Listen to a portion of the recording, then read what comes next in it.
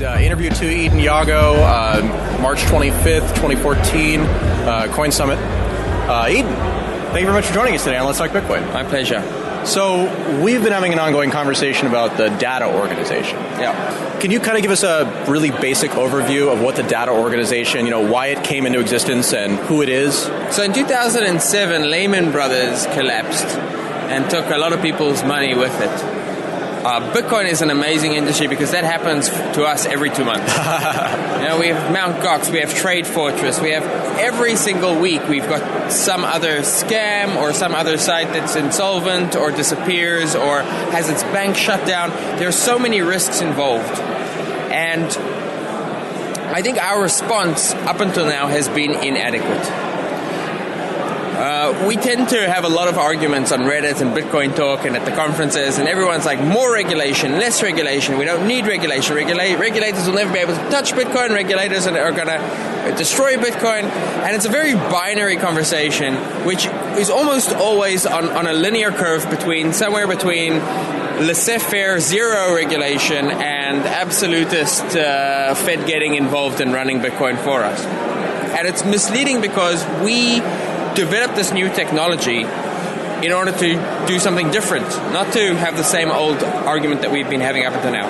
And we're going to continue as users and as an industry to suffer until we actually become creative about how we make sure that we're protecting ourselves and our users. And so what data is about is coming together as an industry to figure out a new path forward. And that means fighting yesterday's battle, which means that making sure that exchanges are audited, that there's transparency, that users know where their funds are going. It means figuring out what tomorrow's battle may be. So, for example, are users placing their funds with businesses that are dangerous because the regulator is likely to shut them down? And it also means talking to the regulators, talking to the banks that lobby the regulators, and helping them figure out why this is an important step forward. And why just coming up with arbitrary regulation is going to be damaging to everyone. So the data organization is a fairly new organization. A lot of the things that I'm hearing you say are things that the Bitcoin Foundation kind of already does, kind of, sort of, right? Yeah. So what is data doing that's different than the Bitcoin Foundation, or how do you view yourselves as, what's different between these two organizations? So I don't think there's very much similarity between Bitcoin Foundation and data, actually. Bitcoin Foundation is a foundation which is focused around developing and promoting the use of Bitcoin. One of the great things that the Bitcoin Foundation does is it supports a lot of the core devs. And it had also been an organization which has gone out and lobbied for Bitcoin and Bitcoin-related currencies. As data, that's not what we're doing. First of all, we are agnostic as to which cryptocurrency or digital currency is going to be important. Maybe it's one, maybe it's all of them, maybe it's some combination that we haven't seen yet. Second, we're not there to help develop the technology, and we think that's very important. We think it's very important to separate the development of the technology from the laws and the rules of men. If we start to combine those, it's not kosher. It's like combining milk and meat. And what we will start to see is the same organization which is dealing with the regulators is also dealing with technology, the more the regulators are going to want to deal with the technology itself. So we think there should be a Chinese wall between those two things. So I'm hearing there should be, but again, in practice, I think that a lot of the people who the regulators are talking to are Patrick Merck, who's with the Bitcoin Foundation. So do you view data as sort of taking over that role, or do you think? I'm just trying to figure out where in the pantheon of what's going on. Patrick Merck is on the board of data, and so he's doing two roles. And I don't want to have an opinion. It's not my place to tell the Bitcoin Foundation what to do. My sense is that the Bitcoin Foundation has been doing an excellent job and really has been the only player around up until now. Data, we're modest in what we're trying to do. We don't attempt to represent the entire Bitcoin world or the community. We are an organization of companies who have come together and non-profit organizations who have come together as interested parties in the growth of this industry, primarily to make sure that our users and consumers are protected and that they know that they have someone that they can trust. And we don't intend to develop the technology itself. We think that that kind of separation is good. And at the moment, the truth of the matter is, I think the Bitcoin Foundation have kind of been forced to do everything because there was no one else. As we mature as an industry, as a technology, I think we'll start to see more and more specialization with people focusing on the things that they can do best. I see. So the data organization, what does DATA stand for? DATA stands for Digital Asset Transfer Authority. And so the reason we chose that name is, A, it's catchy, it's data. But beyond that, we decided to call it digital assets in part because we wanted to move the conversation away from Bitcoin, because Bitcoin, as you're well aware, is only used for porn, child pornography, and drugs. So we're told. And to discuss it more as a technology which is going to be important to the future of finance. And we hope to be an authority, not in the sense of the U.S. government, but in the sense of an academic authority, which is to say our authority is there because people recognize that we've put in the work, put in the time, and they volunteer to abide by the regulations so that we can all be safer. So not cryptocurrency. So you're cryptocurrency agnostic. It's not about Bitcoin. It's about cryptocurrency. Are you specific to one geographic location or another, or is this a global organization? No, it's a global organization. We have slightly over 30 companies who are currently members, of whom 15 are from Europe and Asia. The rest are in the US. The US is still the leading country in terms of the volume of activity. I would even go so far as to say we're not even in favor of cryptocurrencies. I think cryptocurrencies are the future, but we have a number of companies who are doing sort of a more traditional, centralized, currency-based... Could we just generalize this to tokens?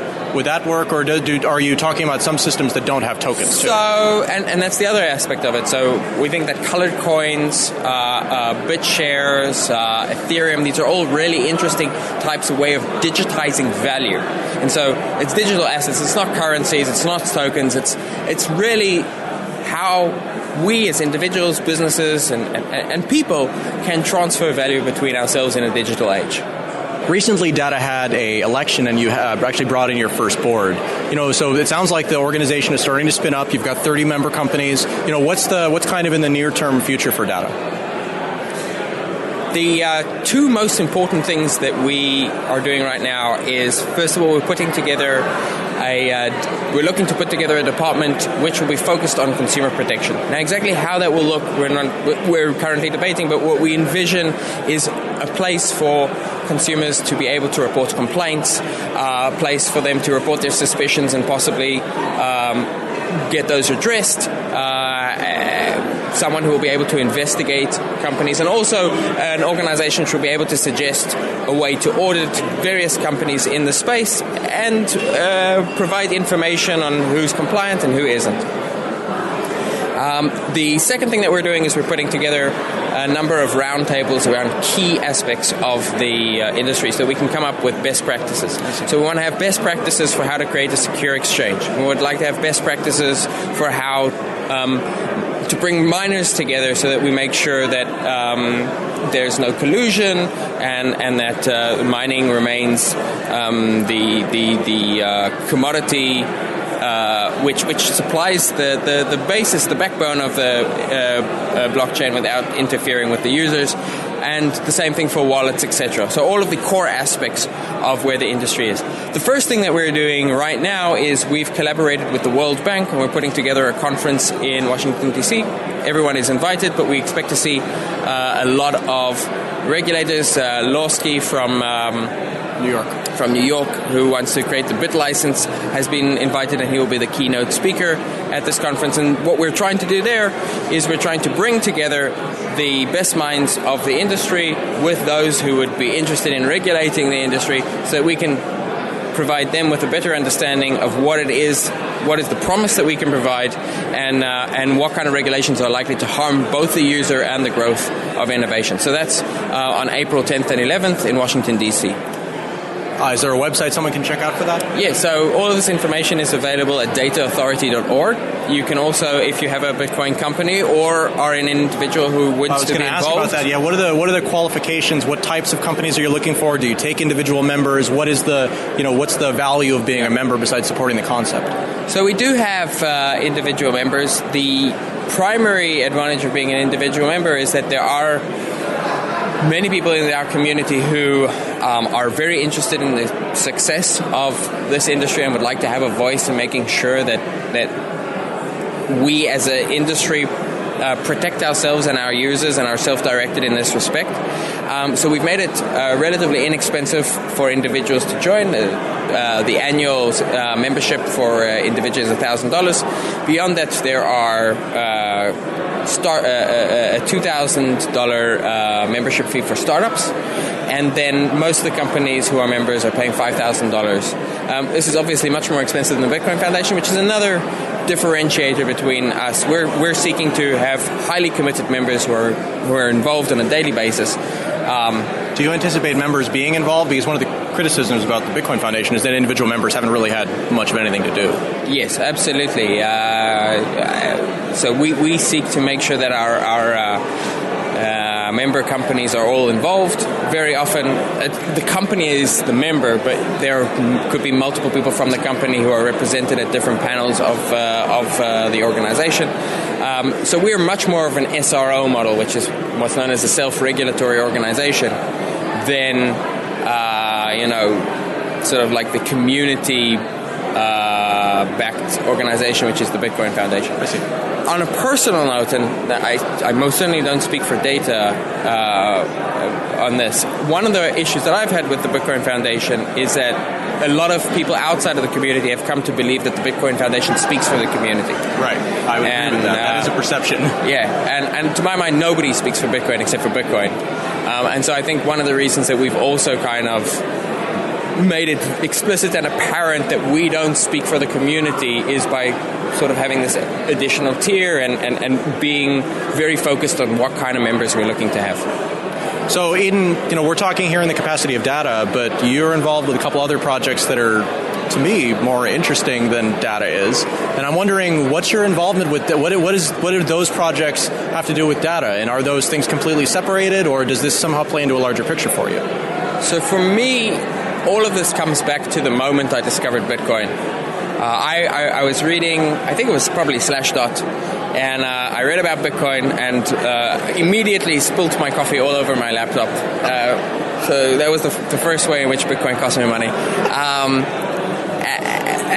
And my thought at that moment was, this is going to be amazing for 6 months and then they're going to kill it. Yeah. and a lot of people think that, regulators can't kill Bitcoin, but that's not true. The reason Bitcoin has value today is because we're all speculating as a community that it will have value in the future. But look what happened with China. That was one country. The regulators they have power, a great deal of power, and they can misuse it. And if that were to happen, they could make our currency so illiquid or so encumbered that no one would use it, at which point even the most hardcore would find that they can't trade with anyone. And so everything that I've been doing since then has, in one way or another, been around making sure that we can keep Bitcoin safe. And I actually think that we've passed a certain point. I used to worry about whether or not it will survive. Now I worry about what kind of soul or character it's going to have. And so a lot of people are aware of the fact that I've been working with and looking at options with various governments, and in particular with the government of Honduras, to create a zone or multiple zones which would have legal autonomy and where cryptocurrencies, through currency competition, would have equal footing with any dollar or euro, which would create a place where we knew we would be safe in using these. The other thing that I've been involved in, obviously, is data, and my company, Epiphyte, is involved in helping financial institutions, large financial institutions, and also Bitcoin financial institutions work together. So we've helped a number of exchanges find banking partners and deal with regulatory trouble that they've had, and we're also helping to bring large banks and financial institutions into the industry, because the more we can partner that way, the stronger we will all be. Edan Yago, thank you very much for your time. Thank you.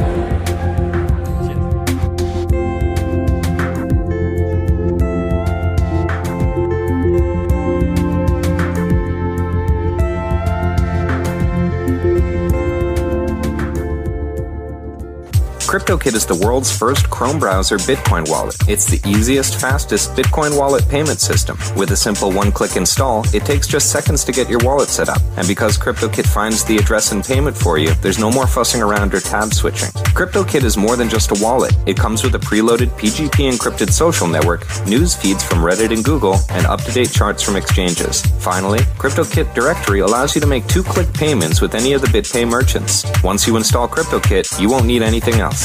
For more information or to download CryptoKit, visit CryptoKit.com.